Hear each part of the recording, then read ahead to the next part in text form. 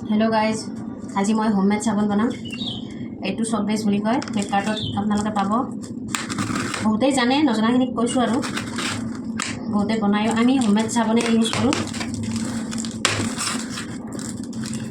এনেকৈ উলিয়াই ল'ব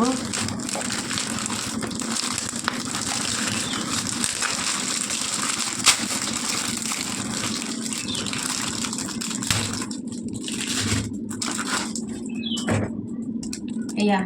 सब बेस ইয়াৰে সাবুন তৈয়াৰী কৰা হয়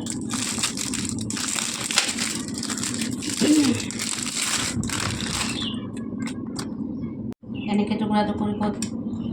কাটি ল'ব এনেকৈ কাটি ল'ব পিচ পিচকৈ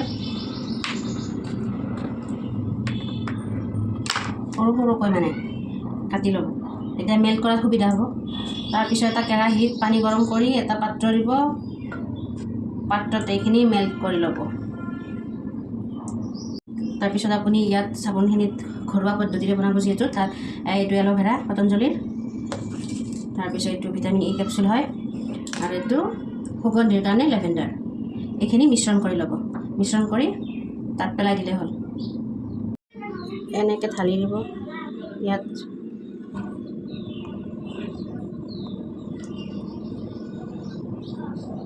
তাৰপিছত ফ্ৰিজত থ'লে হৈ গ'ল